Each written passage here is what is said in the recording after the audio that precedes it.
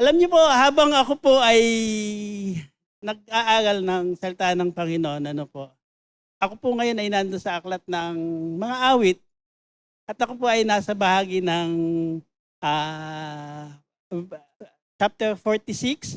At habang binabasa ko po yung Psalms 46, talagang, bagamat alam natin na ito ay awit, pero talagang mahatid ka talaga sa pag-aawit eh. Sabi niya kasi sa verse 1, sabi niya, God is our refuge and strength, a very help in times of trouble. Sabi niya sa verse 1. Hindi po ba parang may kanta tayong ganun? Parang ibig mong awitin eh, no? Tapos tingnan din po natin yung, sabi niya sa verse 4, there is a river, there is a river, the streams whereof shall make me glad, the city of God. There is a river. Di ba? Somewhere nakakanta natin yun eh. Talagang parang napapaawit ako. Nung nagbabasa ako nito. Tapos lalo po doon sa verse 10. Verse 10 nung Psalms 46 na yon. Ang sabi po niya, be still and know that I am God. Yun po yung inawit natin kanina sa ating worship. At salamat do sa ating mga worship team, kay Sister Maf, sa worship team na group, do sa awitin na yan at do sa ating mga inawit. Tunay nga po na nakakatuwa po na awitin yung mga awit na yon. Sabi po dun sa Psalms 46:10, sa akin po pala yung clicker, Sabi po doon sa Psalms 46:10, hinahanyahan ko po kayong tumayo. Hindi ko po kayo paawitin, hindi po tayo aawit, kundi tayo po ay magbibigay galang doon sa salita ng Panginoon. Bagamat maikli lang po to, pero tingnan po natin kung paano tayo mapagpala natin, Panginoon. Sabay-sabay po nating basahin, hindi po awitin ha.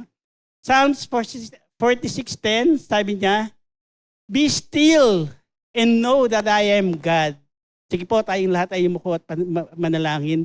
Panginoon Diyos po kayo na mabuti. At sa oras na ito, Panginoon, kami po ay humihingi sa inyo ng isang mensahe, isang simpleng mensahe kung saan kami po ay matuto, kami po ay maturuan nyo, at mahatid po kami doon sa tunay na pagkakakilala sa inyo. Kaya Panginoon, kayo po ang magmensahe. Gamitin niyo po akong tuntungan ninyong paa at kayo po ang maitaas sa oras na ito at ang salita niyo po ang maihayag. Panginoon, hinahayaan po namin kayong kumilos sa aming kalagitnaan. Ano man pong gawa ng kaaway, tinataboy po namin yon sa pangalan ng aming Panginoong Yesus. At tanging yung banal na Espiritu ang hinahayaan po namin kumilos sa aming kalagitnaan upang mangusap at magturo po sa amin. Muli, Panginoon, nais po namin kayong purihin. So, and we thank you in Jesus' name. Amen, amen. Pwede na po tayong makaupo.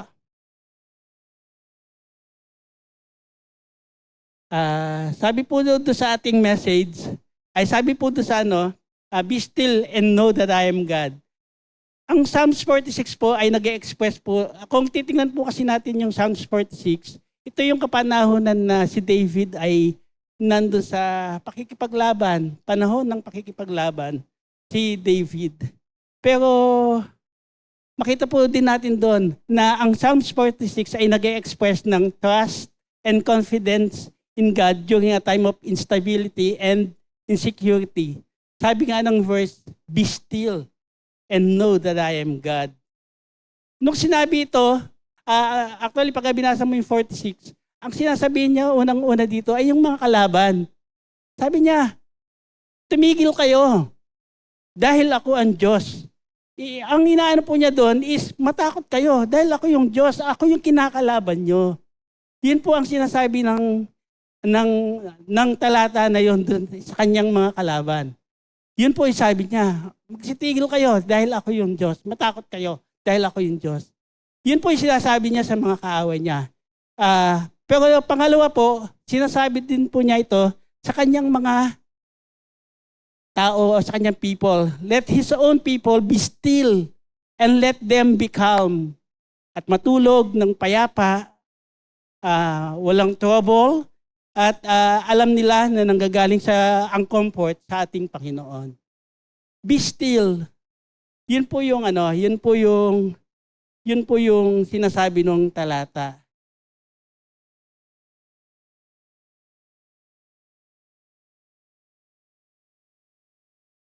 Ang title po ng ating pag-aaralan ngayon ay Know God. Naalala ko po kasi nung na-inspire po ako kay Teacher Dali nung Thursday sa BU, doon sa kanyang devotion tungkol doon sa James 4:7, teacher. Lagi tayong mga Kristiyano, sinasabi natin, sabi nga ni teacher is, resist the devil and he will flee from you. Pero sa devotion ni Teacher Dali, paano mong mag-resist yung devil at paano siya lalayo sa'yo? Pero tingnan po natin yung unahang bahagi ng James na yon. Ang sabi niya doon, submit yourselves therefore to God.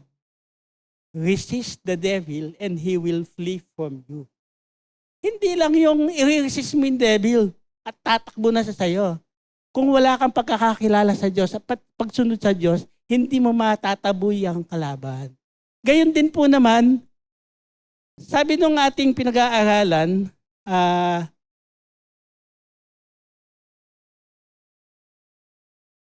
sabi niya doon, be still. Be still. Maging mapayapa ka. Huwag kang matakot. Yun ang tinutukoy eh. Huwag kang matakot. Paano po tayong hindi matatakot sa buhay po natin ngayon? Paano po tayong mapapayapa? Sa buhay po natin ngayon, ang dami, kabila, napakarami ng mga uncertainties na ating mga nararanasan. Mahal na ang mga bilihin, nagtataasan. Mahal ang gasolina. Hindi naman tumataas ang sweldo ng mga manggagawa. Ano po? May mga nararanasang karamdaman. May mga pagkakasakit. Paano nga ba tayo mapapayapa? How to be still? Yun ang tanong natin. Mapayapa ka. Paano kang mapapayapa sa sitwasyon natin ngayon? Di po ba? Yun yung be still? How to be still? Tapos sabi niya, know God. Para mapayapa ka, kilalanin mo ang Diyos. Kilalanin mo yung Diyos mo. Yung ang describe sa awit na pinawit nila Sister Marv kanina, nakita natin yung sabi nga sa Tagalog doon yung kanta ng awit, para mapapakanta pa ako Kung magunaw man itong mundo, ang pag-ibig ko ay para lang sa'yo, sa iyo, Ama at Panginoon, mananatili sa'yo lamang. Di po ba? How to be still? Kailangan kilala mo ang Diyos. Ang tanong po, do you really know God? Kilala mo nga ba ang Diyos?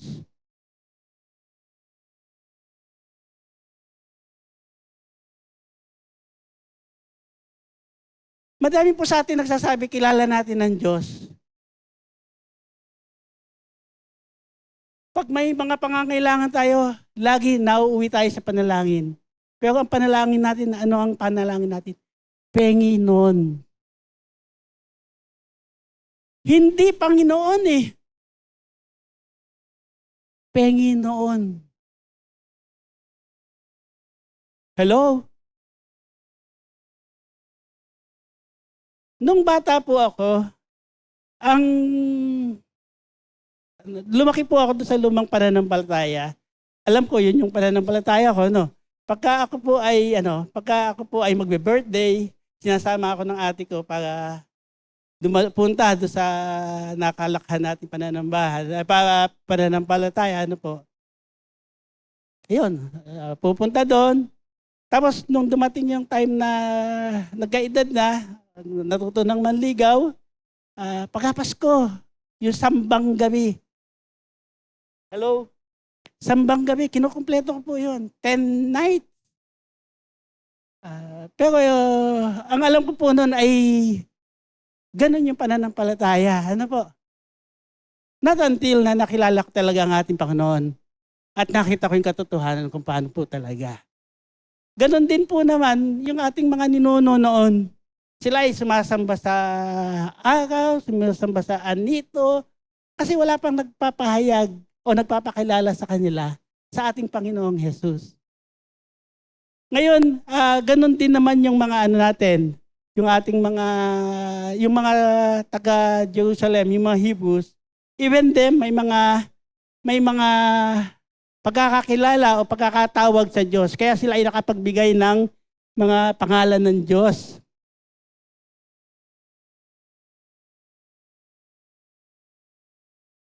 Tingnan lang po natin ang mga nababanggit nila ng pangalan, nababanggit nila itong mga pangalan ng Diyos na ito, depende sa pagkakataon na na-encounter nila ang Diyos. Depende sa pagkakataon na sila ay na-encounter nila. Tingnan lang po natin yung mga natala sa Book of Hebrew, sa Hebrew, mga Hebrew words na pangalan ng Diyos. Unang-una yung Adonai, ang ibig po sabihin nun, the Lord, my great Lord. Yung L, sabi niya doon, the strong one. Mahirap po. Israel, the God of Israel. El-Elyon. Naririnig na po natin to, El-Elyon. Ano po? The God Most High. Elohim. The All-Powerful One, the Creator. El-Olam. Parang hindi ako bulo sa ara. Pinili ko pang gawing ara yung El. Ano? El-Olam. The Eternal, the Everlasting God. El-Roy, the God who sees me. El Shaddai, God Almighty, the all-sufficient God. Emmanuel, God is with us. Jehovah Jireh. Naririnig po natin to at ginagamit din natin. The Lord will provide.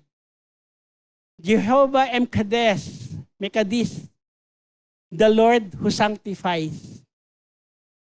Jehovah Nisi. Naririnig po ba natin to? The Lord is my banner. Jehovah Rapha. The Lord is my healer. Madami po ang kailangang ma-encounter natin ng ating Panginoon sa pagiging healer niya. Kaya nagagamit po ito. Jehovah Rohi, the Lord is my shepherd. Jehovah Sabbath, the Lord of hosts. Jehovah Shalom. The Lord is peace. Di ba? Pagka minsan nagpapaalam tayo, Shalom. Yun po yun. Jehovah Shammah. Madali pong tandaan ito Shammah, parang laging kasama. Shammah, the Lord is my companion. Jehovah Tsidkenu. The Lord our righteousness. Parang nakakagulo naman, parang nakakalito sa dami ng mga pangalang nabanggit. Pero hindi po tayo dapat maguluhan o hindi tayo dapat malito. Kasi sabi ko nga po kanina, doon sa pagkakataon na na-encounter nila yung Diyos, doon nila na naranasan, kagaya sabi nga natin, kung sila ay may karamdaman, nakaranas sila ng kagalingan, kaya tinawag niyang Jehovah Rapha. Kaya tinawag po nila na Jehovah Rapha ang ating Panginoon. Para mas maunawaan po natin ito at lubos nating makilala ang ating Panginoon at kung sino ang ating Diyos, para tayo po ay maging mapayapa. Ano po? Ay hayaan po nating matuto tayo buhat sa buhay ni Haring David. Si Haring David, sino si Haring David? Si Haring David po ay yung paborito ni Yen na character sa Bible. Pero alam po natin, at alam ko marami din pong naging paborito si David. Kasi bakit kay David tayo Bakit si David ang hihingan natin ng pagkakataon ngayon na makutulong para makilala pa natin na ating Diyos?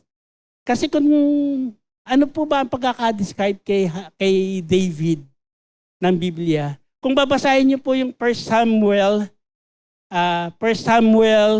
13:14, sabi po niya doon, ito po yung yung kung paano kinilala ng Diyos si David Sa 1 Samuel 13:14, but now your kingdom will not endure. Kausap po ni Samuel dito si Saul. Sabi niya, but now your kingdom will not endure. The Lord sought out a man after his own heart. A man after his own heart. Appointed him leader, his people, because you have not kept the Lord's command.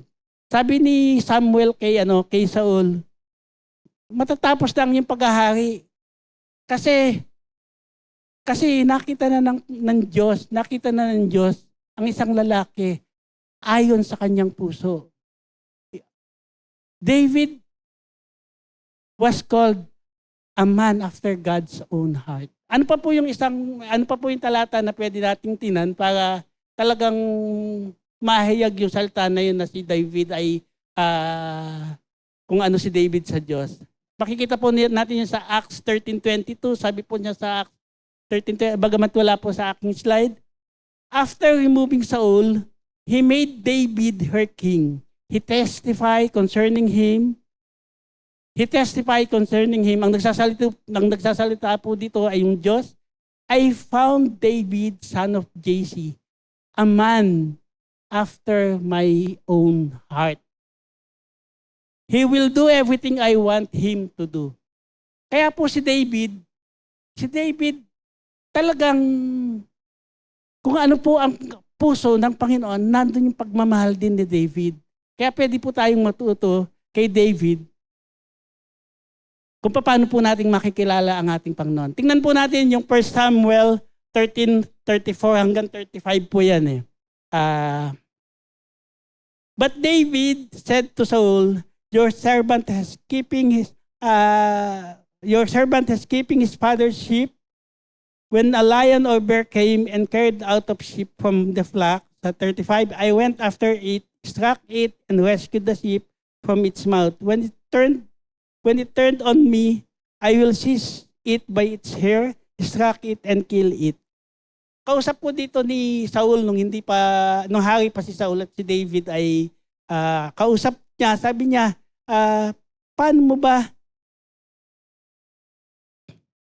ba masasabing ikaw ay mabuting lingkod at kung paano kang magiging mahusay na kawal? Sabi ni Saul kay David. Sabi ni David, bilang isang pastol o bilang isang tagapag-alaga ng mga tupa, pag ang tupa ko ay sinalakay ng leon o ng oso,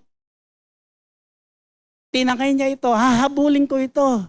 At pilit ko nga agawin sa kanyang bunganga yung aking tupa. At pagka binalingan ako ng oso o ng leon na ito, hahawakan ko sa buhok at buhok. Hawakan ko sa buhok at akin siyang papatayin. Ganong uring pastol si David.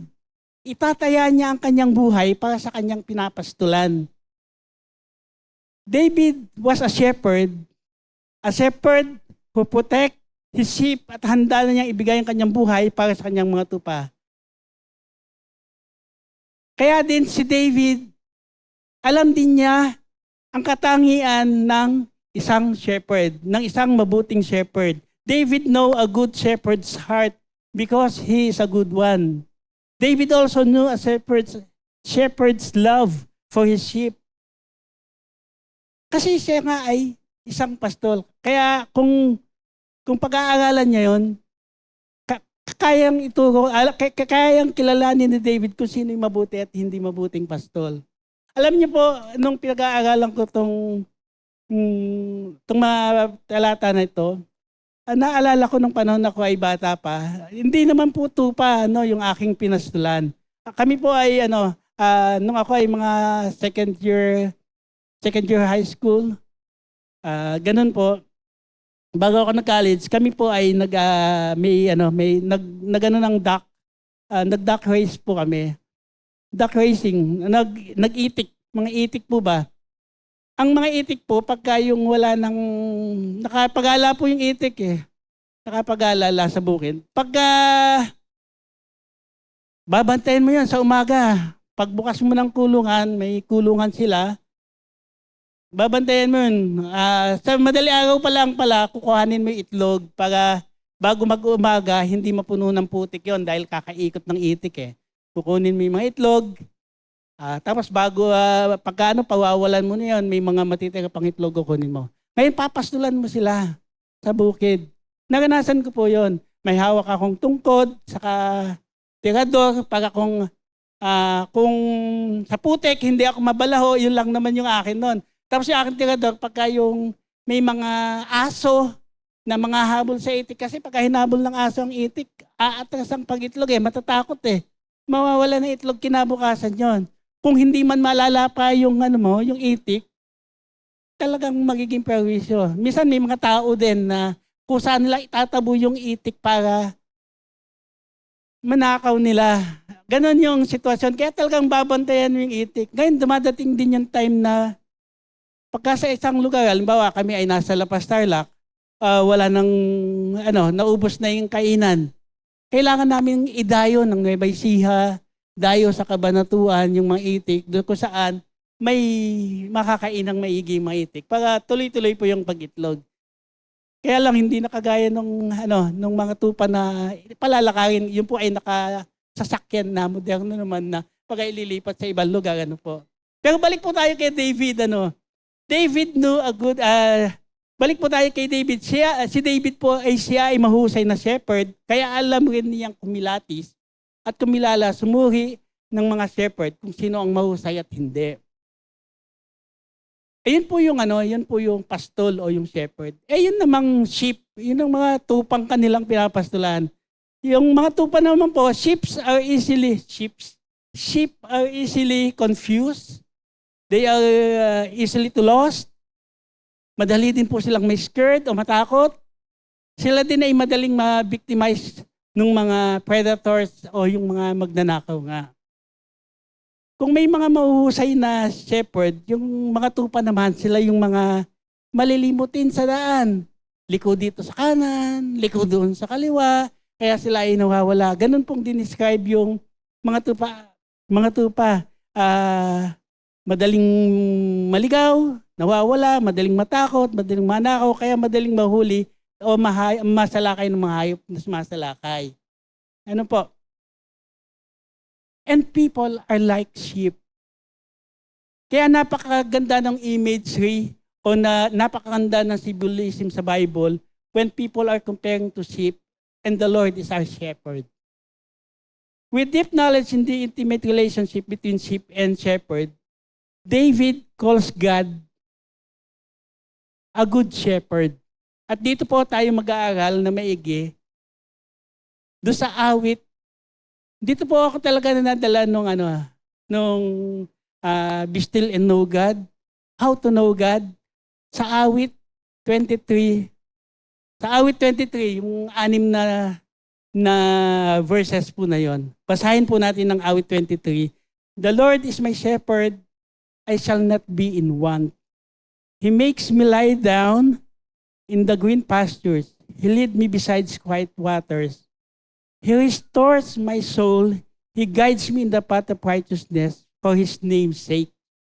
Even though I walk through the valley of shadows of death, I will fear no evil, for you are with me. Your rod and your staff, they'll comfort me. You prepare a table, sa verse 5 po, in the presence of my enemies. You anoint my head with oil, my cup overflows. Surely your goodness and love will follow me all the days of my life, and I will dwell in the house of the Lord forever. Awit po ito ni David. Pero isa siyang awit na at isa rin siyang deklarasyon ng paniniwala, declaration of faith ni David tungkol sa Diyos. At ito rin na isang panalangin na naway maganap at patuloy na maganap dahil sa kanyang paniniwala sa Diyos. At sa atin, kung mauunawaan nating maigi, ay napakainam na kapahayagan din ito ng ating pananampalataya at panalangin ito na makapangyari din sa ating buhay.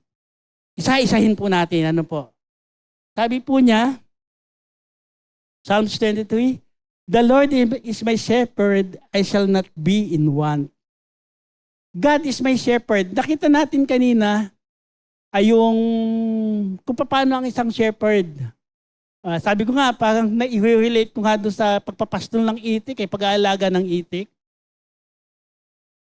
Kung ikaw yung shepherd, ikaw ay parang ikaw yung mangangalaga, ikaw yung caretaker, caregiver ng mga sheep, ikaw yung protector.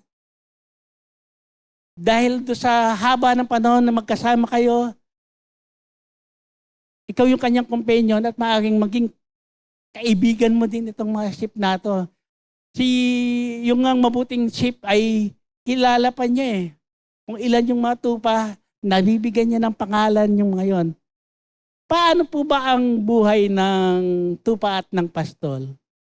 Alam niyo po, nung pinag-aaralan ko yung desert, pagka sinabing desert, akala ko nun, plain na buhanginan lang eh. Yung disyerto ba? Disyerto. Pero kung pag-aaralan natin, bakit may mga sinasabing ilog, lambak, bakit may libis? Sabi ko nga kay Ian, paano ba yun? Ang tawag dito? Paano ba yun? Paano namumuhay yung mga tao sa disyerto? Sabi niya, hindi. Meron isang lugar doon na may konting tubig, may oasis. Tawag doon oasis, na kung saan ang mga tao merong pinakukunan ng tubig. Dahil may tubig doon, meron ding mga puno. At yung lugar na yun, doon sila nananahan yung mga tao.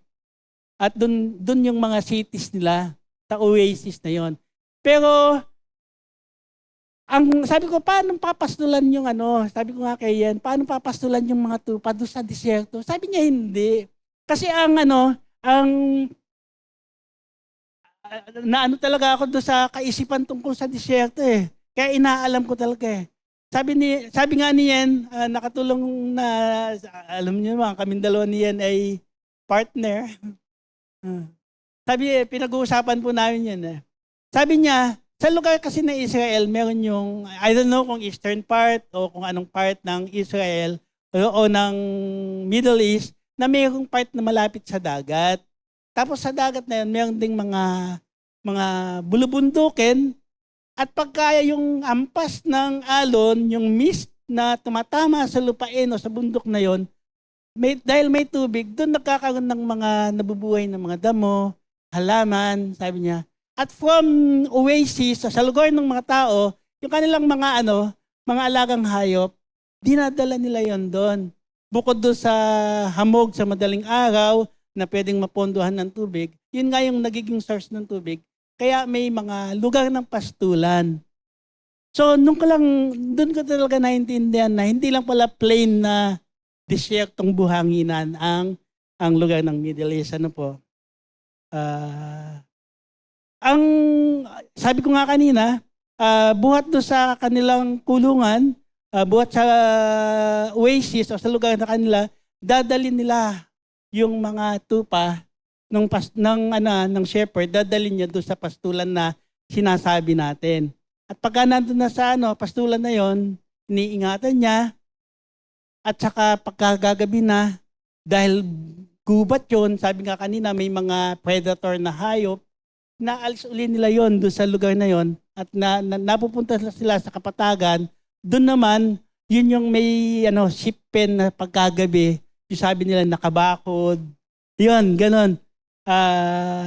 Kung titingnan natin, iniingatan, ganun ang ginagawa ng shepherd. Kung paano iniingatan yung kanyang mga tupa, dinadala doon sa mabuting pastulan, dinadala sa at makikita natin doon, sabi ng talata, the Lord is my shepherd, I shall not be in want. Dahil siya nga yung shepherd, kaya walang aalalahanin yung mga tupa, yung shepherd ng bala, wala silang aalalahanin, pero tayong mga tao, madami tayong mga concern sa buhay natin eh. Hindi yung want, hindi yung need, yung want natin. Ang mga concern natin sa buhay, paano ako makakabili nito? Paano ako magkakapera? Sino ang makakasama ko sa aking pagtanda? Pagka ako'y nalulungkot, sino yung aking makakasama? O pagdating ng panahon, sino yung aking maaasahan? Lagi tayong may mga ganong pangangailangan, hindi lang yung pagkain, hindi lang yung mainom, kundi yung mga emotional needs at yung mga psychological needs natin and spiritual needs natin. At sabi ni David, you are my shepherd. Package ng pagiging shepherd, yung pagtugon dito sa mga concern na ito. Kung siya yung ating shepherd. Kaya nga doon sa, sabi natin kanina, ang daming names, pwede po nating iugnay dito sa talatang 1. Ako po ay nilagay ko, siya yung ating Jehovah Rohi. O siya yung ating, the Lord is our shepherd. At napakainam ding ito yung ating maging prayer. At maging deklarasyon ng ating pananampalataya na Panginoon, ikaw yung aking shepherd. Ikaw ang aking Jehovah Rohi. Kung tayo yung tupa at siya yung shepherd natin, ano pa? Mag-aalala pa ba tayo? Magkakaroon po tayo ng kapayapaan kagaya po ng ating pinag-aaralan. Punta po tayo sa verse 2. He makes me lie down in green pastures. He leads me beside quiet waters. Bilang isang pastol, sabi ko nga kanina, dinadala niya ang kanyang mga tupa sa mabuting pastulan. Sabi nga nung verse na ating binasa, dinadala niya sa green pastures. Ano ba yung green pastures? Alam nyo tayo po, ako po may mga pagkakataon ako ay nag-resign sa isang kumpanya, lumipat ng ibang kumpanya, lumipat ng ibang trabaho. Pagka ako po ay tinatanong, ba't ka mag-resign po? Bakit po kayo lilipat ng ibang kumpanya? Di ba ang nagiging sagot natin for greener pasture? Greener pasture, ibig sabihin, mas mapapaigit tayo doon. Yun po yung madalas na nagiging sagot natin. Greener pasture, lilipatan natin. At dito, sabi nga, He makes me lie down in green pastures and lead us besides quiet waters o yung still waters na tinatawag. Knowing ng mga tupa, sabi nga natin kanina, ang mga tupa nung dinescribe natin ay madaling matakot, madaling makompuse, kaya kung malakas ang agos ng tubig, hindi ito makakatawid o kaya ay hindi ito iinom, hindi payapa yung tupa, kundi dahil doon sa lagas nga ng tubig. Therefore, God does not provide us yung basic needs lang natin eh. Hindi lang yung basic needs. Hindi lang niya tayo dinadala doon sa isang pastulan. Dinadala niya tayo doon sa mabuting pastulan. Hindi lang niya tayo dinadala doon sa may tubig. Dinadala niya tayo doon sa may payapang tubig tulad ng mga tupa na hindi kampante doon sa lagaslas ng tubig sa ingay. Tayo din dinadala tayo doon sa lugar kung saan tayo ay mapayapa. At ganun din ang Diyos natin. Hindi lang yung basic needs ang pinuprovide niya sa atin. Halimbawa, sa pagkain, pwede namang yung pagkain walang lasa. Ang importante, meron ka lang pagkain. Hindi. Bakit kailangan masarap na pagkain? Kailangan steak. Steak. Mga T-bone, mga ribeye. Bakit kailangan seafoods? Yung seafoods na yun garlic oyster sauce. Oh. Hindi lang basta pinakuluan lang ng asin at tubig. Oh, di ba? Sa inumin natin. Bakit may mga honey lemon water, cucumber honey, Pwede naman tubig lang. Pero may mga ganun eh. Yung pagkain natin na steak, hindi lang, basta ayan, steak. Nilagay sa plastic, hinagis sa'yo. Nasa magandang plato, meron kang knife, na talagang pagka hiniwa mo at mo eh. Ribeye. Favorite. Alam niyo po, ang daming mga basic na bagay na napapalampas natin, na pinoprovide ng Diyos na hindi natin nakikita. At sarap lumunok kaya ng malamig na tubig. O kaya kung ikaw ay gusto ay maligamgam, pwede. Hindi basta tubig lang. Hindi basta may makain lang. Tingnan niyo po, kahit sa mga simpleng bagay, napakabuti po ng ating Diyos. Kaya nga po dito, steak, lechon, yun yung mga sinasabi natin eh, ano? O kaya sa inumin, yung mga fresh extract fruit, mga mango juice, calamansi juice, hindi lang basta tubig lang eh. Pero napapasalamatan po ba natin ang Diyos sa even doon sa pagkakaloob niya sa atin ng ganito? Hindi po. Napapalampas natin.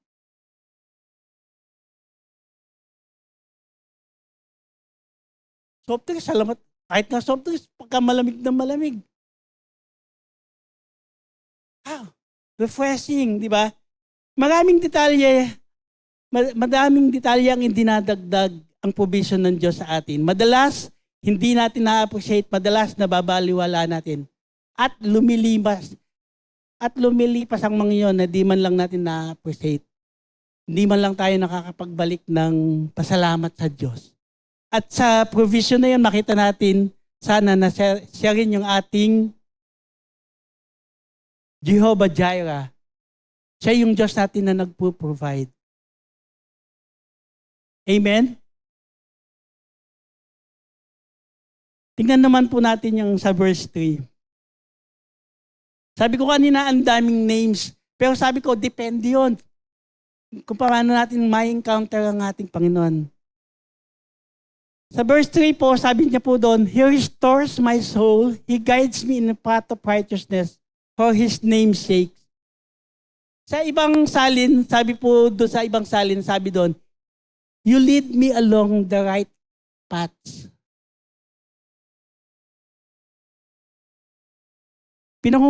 Dinadala niya tayo doon sa tamang daan. To be led on the right path is very important, especially in the desert.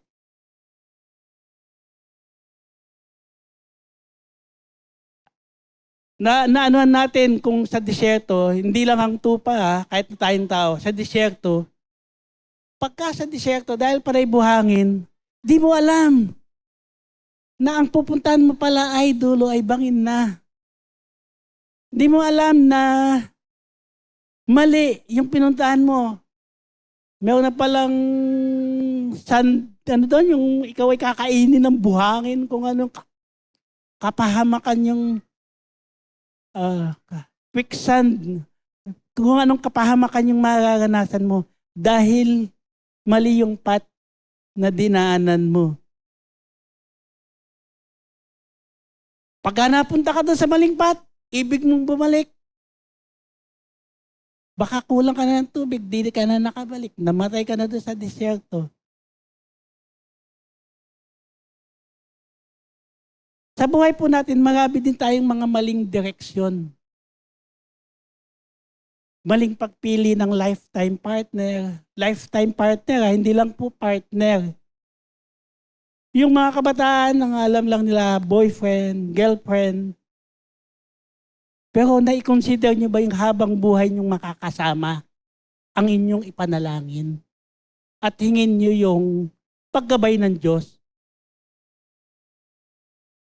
Nangingiti si Brother JM. Hingin nyo yung paggabay ng Panginoon. Lifetime partner. Hindi yung boyfriendin lang, gigirlfriendin lang.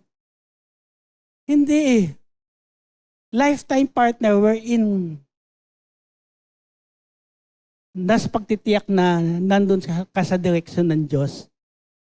Marami tayong mga maling desisyon sa buhay. Pagpili ng lifetime partner, mga pinipili nating mga maling desisyon sa buhay, mga pagpili ng mga ganitong bagay, sa trabaho na lang, yung mga ganon. Ang dami eh.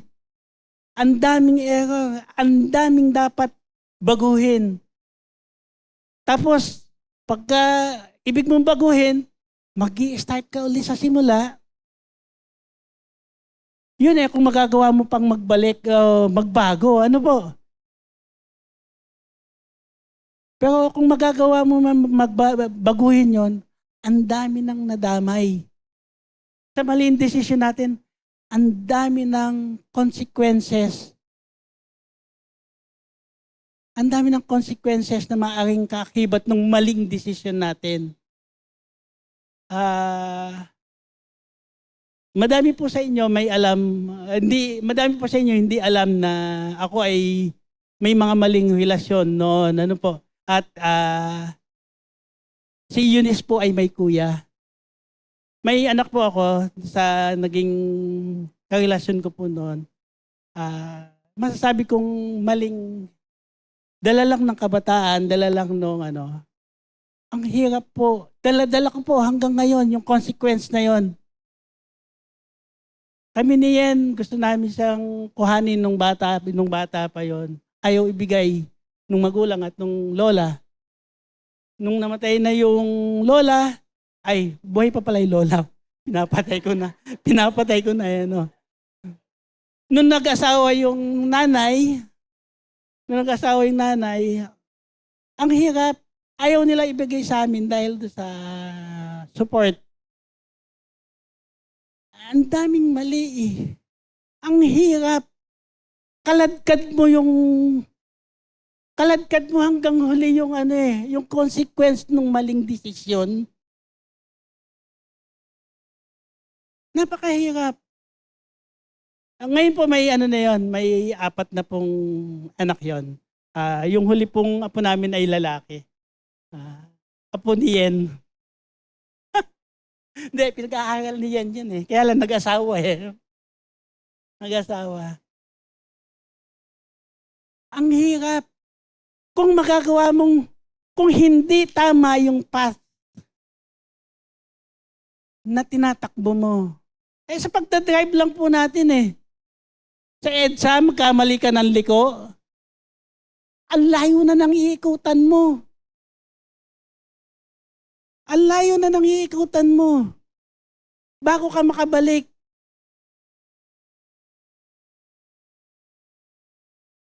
Pero ang sinasabi po doon, He guides me.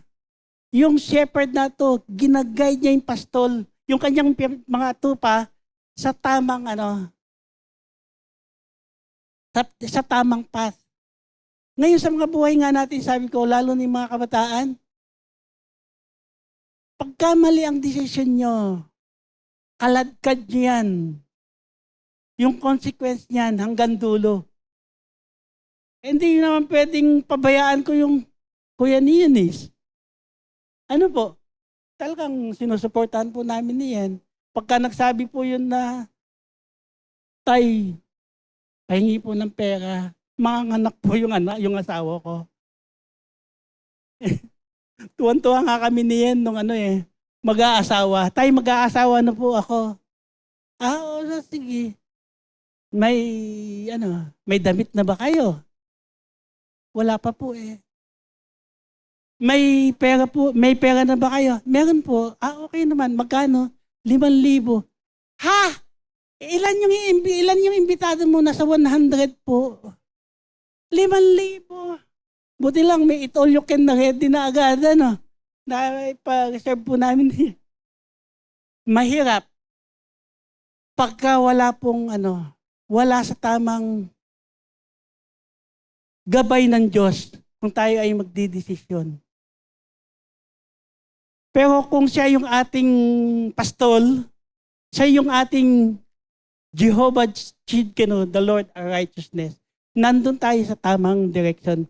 Kaya kung siya yung kung magiging deklarasyon ng ating pananampalataya, Panginoon, ikaw yung aking Diyos ng katwiran. Hindi po ako maliligaw. Amen po ba? Amen. At kung, sabi ko nga, kung yun yung ating pananampalataya at lalong maganda, yun din yung ating prayer. Panginoon, itama niyo po yung aking direksyon. Itama niyo po yung aking mga desisyon. Itama niyo po yung aking mga magiging pananaw sa buhay. Amen? Amen. Tingnan po natin yung verse 4. Ano po? Even though I walk through the valley of shadows of death, I will fear no evil, for you are with me, your rod and your staff, they'll comfort me. Valleys, sabi ko kanina, valleys in the desert. Akala ko, buhangin. Pero tingnan ko po yung oras, baka siya na hindi na makapag-lesson. Valleys in the desert, o yung libis na tinatawag, sabi ko, akala ko buhangin lang eh. Hindi, may mga libis pala. Yung sinasabi ditong valley, may dalawang matatarik na bundok na magkatabi. At sa magkabila nun ay bangin. Pero ang daan ay nasa pagitan ng dalawang matatarik na bundok. Dahil matarik yung bundok, mataas, hindi halos nasisikatan ng araw yung valley na yon. Napakadilim nito. Tumatama lang ang sinag ng araw sa katanghaliang tapat o yung sabi nating high noon. Yun lang yung valley.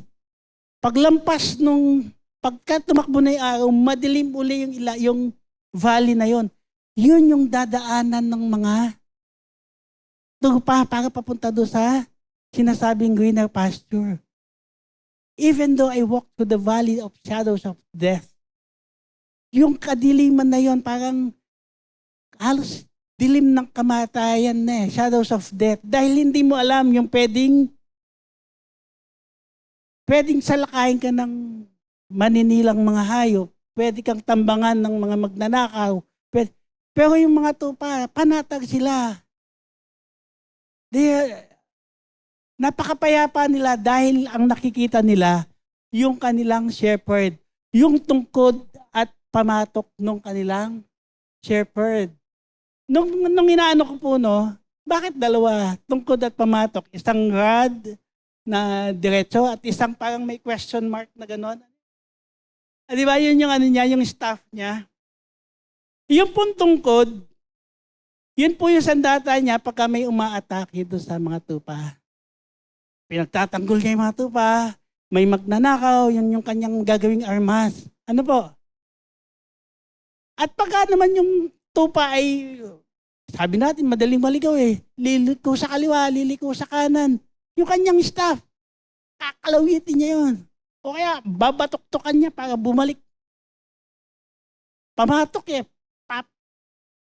Papalatokin niya yung noo nung matigas ang ulo eh. Naliligaw eh. Pagka nahulog sa bangin, kaya pala parang question mark na gano'n. Yun yung pinagsasaklit niya dito sa para mahila niya at mabalik ulit sa tamang path.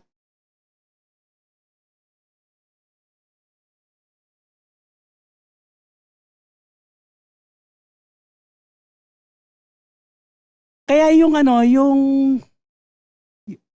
yung staff na yon, yung rod and staff na alam ng matupa na gamit ng kanilang pastol, andun yung kanilang kapayapaan.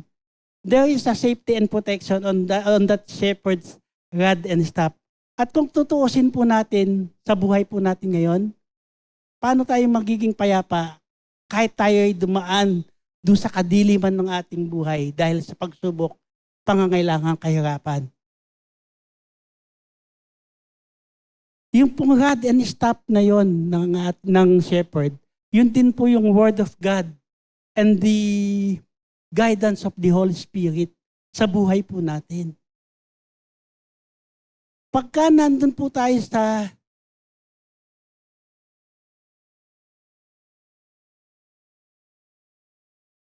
naayon ng buhay natin sa salita ng Panginoon, alam po natin yung kalooban niya At nandun yung pagka tayo ay napapasala, ay nandun yung pagkilos ng banal na Espiritu para tayo paalalahanan.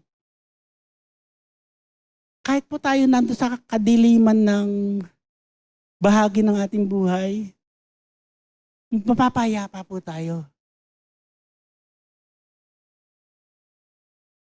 Mapapayapa tayo dahil alam natin, kilala natin yung ating Diyos. Alam niyo po, napapagkwentuhan nga po namin nila Teacher Dali sa patotoo, yung karanasan ko mismo. Nung ako po ay nagsusupply ng ready mix, ano po, may mga kliyente ako na hindi nakabayad, 100,000, 200,000. Medyo kaya pang i-cover up eh. Pero nung yung Los Baños Centro Mall, na 6 story yun eh. Si V, nakapag-check-in si V doon. Sa harapan lang po ng UPLB yun. Harapan ng gate, unahan lang. 6-story building siya. Nung yung foundation nila, saka yung tie beam, binuhusan. Lahat ho yun binuhusan ko. Ako ang nagbuhos lahat noon. It cost 7 million plus. 7 something, halos 7.5 mga ganun. 7.4. Hindi ko po maalala exact amount ano. Hindi po ako binayaran ng contractor. Hindi po ako binayaran ng contractor. Na-turn over yung project sa kanya, kinuha ng management, tinurn over sa Oiko Domeo Construction. Hindi po ako binayaran ng contractor. Somewhere in Pampanga yung contractor. Ako ang magbabayad ngayon sa planta. Nung una, tuloy-tuloy naman yung project eh. Si Oiko Domeo, sige sabi niya, ikaw pa rin ang supplier ko. Pagka umorder ako, babayaran ko. Nagbuhos akong column, binayaran, nagbuhos ako ng slabs, beams and slab ng lower ground floor, upper ground floor, hanggang tumaas yung building. After ng buhos, binabayaran po sa akin ni Oiko Domeo. Nakapagbayad po ako kinausap ko yung may-ari ng planta dahil ninang ko naman. Nakapagbigay ako, nag-issue ako ng cheque, 100,000 kinsenas, 100,000 katapusan. Pagka meron akong naging collection ng malaki, ang kukunin kong cheque yung nasa dulo. Ayaw niyang i-advance ko yung payment. Ang babawasin yung kung yun after 3 years, yung nasa dulo ang tatanggalin. At sa kinsenas, meron ka uling mag-due na 15 na 100,000 at sa katapusan ay may 100,000. Hirap na hirap po ako. Dumating po yung time na baby pa po si Eunice na eh. Hawak ko yung checkbook, hawak ko yung aking libreta sa bangko. Ano ba? Passbook, naka-open yung aking computer, binabangga ko lahat yung aking expenses. Ayaw kong iparamdam sa mag-ina ko. Ayaw ko iparamdam sa mag-ina ko. Pagkagabi, normal, maliligo, matutulog. Pero pagka tulog na sila, tatagilid lang ako, hindi ako makatulog. Si Eunice nag-aaral. Eunice is nasa preschool pa lang po noon eh. Sinusundo ko siya pagkatanghali, natutulog siya. Nagbabalansi nga ako ng umiiyak ako sa Panginoon. Hirap na hirap ako eh. Sabi ko, Panginoon, ang liit pa nung anak ko. Ang liit pa nung anak ko. Ganun po akong manalangin. Ang liit pa. Talagang di mo maiwasan siguro na kung bakit may mga nagpapakamatay. Di malayong maiisipan nila yan eh. Alam niyo si Eunice, doon sa edad niya na yon, biglang nagulat ako. Hinawakan ako sa balikat. Dad, alam ko, sabi niya, isang araw, tutugunin lahat ng Panginoon, mababayaran mo lahat yung utang mo. Preschoolers, kamay ng Panginoon po yun. Cheer up.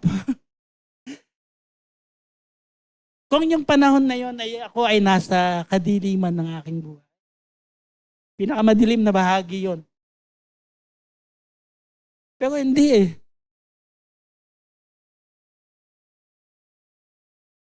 Yung ating Panginoon, siya po yung siya yung magbibigay ng comfort sa atin. Siya yung ating Jehovah Shammah. The Lord is my companion. The Lord is there. Nakita ko po yun. Kaya nagtuloy-tuloy po.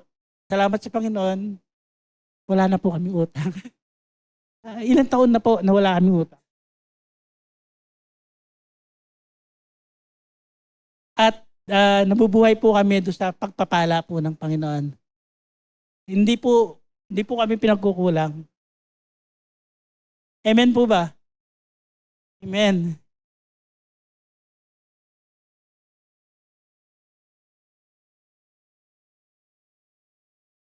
Kaya pero ito po yung katotohanan eh. Following the shepherd does not mean there would be no dark valleys to pass through. And this is the heart of this song. Hindi ko mo sumusunod yung tupa sa kanyang shepherd, hindi na sila dadaan sa mga valleys, terrains na alanganin, kadiliman. Hindi. Hindi ko mo sumusunod ka shepherd, hindi ka na mapapadaan sa mga madidilim na lakbay. Ganon din po tayo. Following the Lord doesn't exempt us from passing dark valleys or going through life difficulties. Life journey, be expected to pass through all types of terrains, even though you are following God. May mga, kahit nandun na tayo sa ating Panginoon, sabi nga nung awit even though I walk through the valley, yun naman ang kahalagahan. Kahit duman tayo doon, dapat alam natin, dadaan lang tayo doon. Hindi forever yun. Hindi ako forever na nagkautang. Hindi forever na gabi, may umaga. Sabi ko nga Ken, siguro ngayon tayo ay nasa, ano ba yung pinakamadilim na bahagi na oras ng gabi? Yun yung lagi kong tinatanong Kung yun ay alas 10 ng gabi, alas 11 ng gabi, alas 12 ng gabi, alauna ng madaling araw, alas 3 ng madaling araw, pusikit ng kadiliman ng langit. Pero po, pagka mag-aalasin ko na, 4:30, unti-unti na pong lumiliwanag, hindi po forever na madilim yan. Madami po ang nagsasabi, bakit ganun kung kailan ako nakakilala sa Panginoon, kung kailan ako nakakadalo ng Bible study, kung kailan lagi naman akong dumadalo ng pananambahan. Bakit dumadaan pa rin ako sa ganitong kahirap?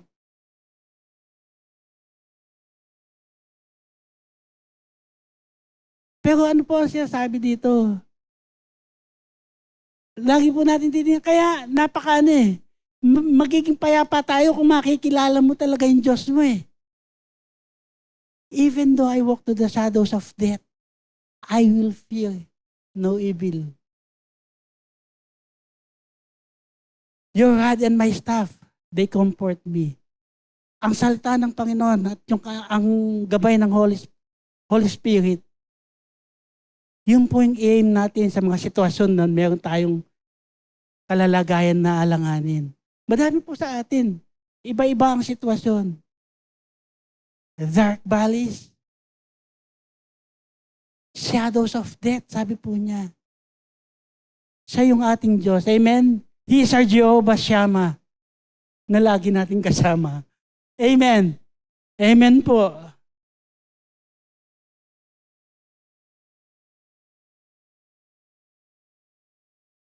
Ano po yung kasunod? Sa verse 5. You prepare a table before me in the presence of my enemy. Hello, andyan pa po ba kayo? Amen. Medyo bibilisan ko po dahil 11 o'clock na. Si sister yan ay mawawalan ng time. Psalms 23 verse 5, you prepare a table before me in the presence of my enemy. You anoint my head with oil, my cup overflows. It is important to understand the tradition and custom of the desert dweller. Desert dweller, ito po yung mga pastol na nandoon sa nagdo-dwell doon sa kung saan iniwan nila yung bahay nila, dinala yung mga pastol nila, tapos nandoon sila sa desert, pagka yung kapanatagan. Gaya nga po na sabi ko kanina, ang pastol, iiwanan niya ang kanyang bahay, mahabang panahon bago sila bumalik. Ang inaalagaan niya, yung mga tupa niya, sabi niya, ganon yung sitwasyon. Ngayon, dito sa verse 5, sabi niya, you prepare a table for me in the presence of my enemy. Yung custom dito ng mga, ang tawag dito, desert dweller, pagka ikaw, dayuhan ka na pumunta sa lugar nila, pagka yung isang may-ari nung kanyang kubo, inimbitahan ka para kumain, hindi kayo kakain dun sa sa loob nung kubol o dun sa bahay, sa labas ng bahay.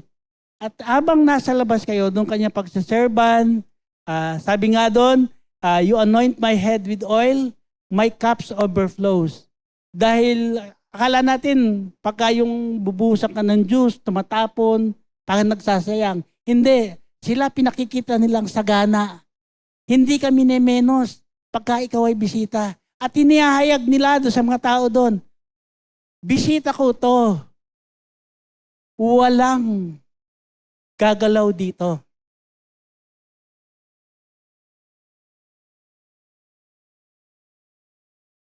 Walang gagalaw dito.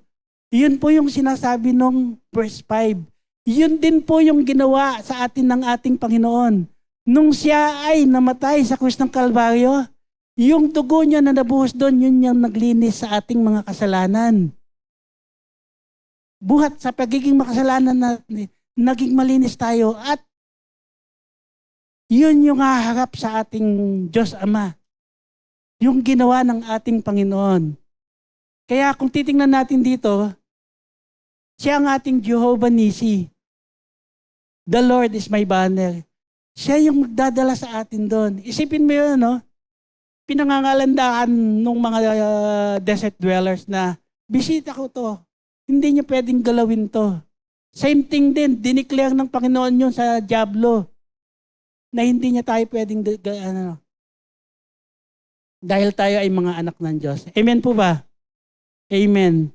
Sige po, sa verse 6, sabi po niya doon, surely goodness and mercy shall follow me all the days of my life, and I will dwell in the house of the Lord forever. Ang tinutukoy po dito, house of the Lord. Pagka sinabing house of the Lord, maaaring temple or heaven. Dahil nga, pero dito sa, kung babasahin po natin yun pero dahil dito ay shepherd house, ito yung tinatawag na sheep pen. Ang tinutukoy dito yung do sa, sabi ko nga, from valleys, dinala sa green pasture, pero pagkagabi na dahil madaming predators, diadala nila sa ibaba uli yung mga tupa at doon na yung may kulungan na sabi ko sa nila, nakapalibot ng siit, may ilaw sa gitna, at may bantay. Kung saan may protection in the house of the Lord. Di ba? Andun din yung security. At dahil nandun tayo, sa house ng Panginoon, nandun yung kapayapaan. Dapat. Dahil nakikilala na natin ang Diyos natin na siyang pinag-aaralan natin buhat kanina pa. Kaya siya yung ating Jehovah Shalom. The Lord is our peace. The Lord is peace. Siya ang ating kapayapaan. Imposible po ba na tayo ay mapayapa? Hindi. Be still and know God. Dahil alam na natin at kilala natin ang Diyos, nandun na po yung kapayapaan. Iingatan niya tayo kung paano iningatan. Sabi ko nga kanina, napakagandang imahe na ginawa ng Biblia yung tungkol sa tupa at ang pastol. Napakagandang imahe. At kung maintindihan po natin ang lubusan yon, talagang wala kang aalalahanin, kundi kapayapaan ang mapapa sa atin po. Kung pag-aaralan po natin maigi ang Psalms 23, makikita natin na ang journey natin sa buhay natin, ang dami-daming mga error sa buhay, ang dami-daming mga sorrows, ang dami-daming mga pains, na madalas tayo din ang may gawa. As a sheep in that song that can be avoided, as a sheep on that song, pwede nating ma-avoid o kaya ma-minimize man lang yung mga errors na yon, yung mga mali na yon, only if kung magpapasakop tayo sa ating shepherd.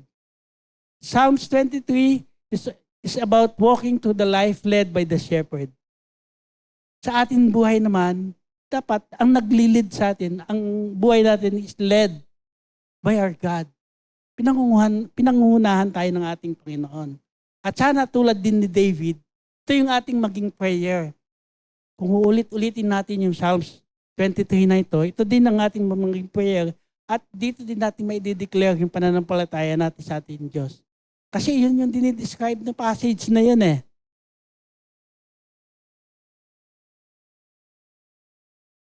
At alam ko po na mas higit na nating nakilala ngayon ang ating Diyos. At ngayon tayo ay mas lalong may kapayapaan na. Sa ating buhay, pananampalataya sa Kanya. May kapayapaan po tayo. At bago po ako magtapos, panghawakan po natin yung pinangako ng Diyos. May isang talata po doon sa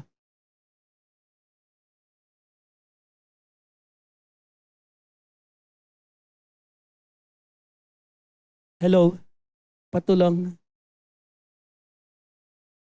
Sa John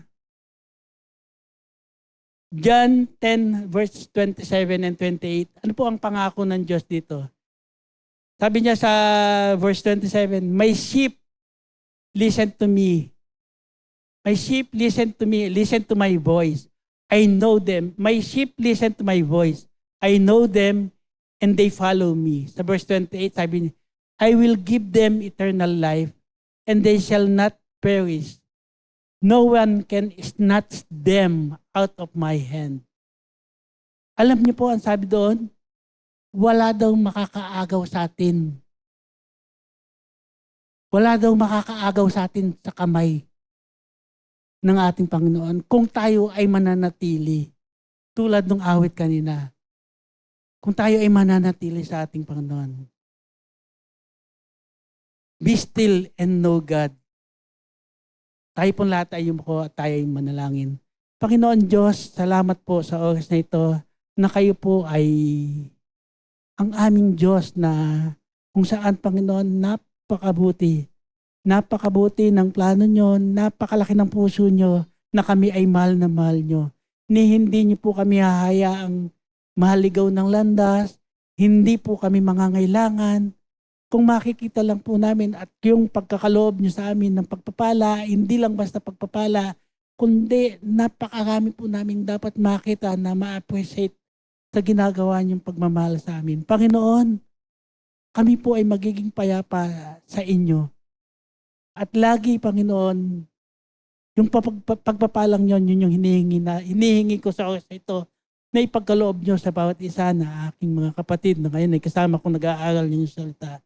Lord, i-bless niyo po kami ng kapayapaan. May mga problema po kami, may mga pangangailangan kami, nandun po kami sa pagkakasakit, may karamdaman, Panginoon. Pero Panginoon, magiging payapa po kami dahil kayo po yung aming Diyos. At Panginoon, kapag lapit namin sa inyo, patuloy na kayo po yung mag-iingat at magpapala sa amin. Lord, salamat po sa Psalms 23. Balikan po namin kung gaano kayo kabuti na pastol bilang kami ay inyong mga tupa. Lord, tama niyo po ang aming pananaw, tama niyo po ang aming mga desisyon sa buhay. At Panginoon, gabayan niyo po kami. Pinagkakatiwala po namin lahat sa inyo. And we thank you for you are our God. We thank you in Jesus' name. Amen. Amen.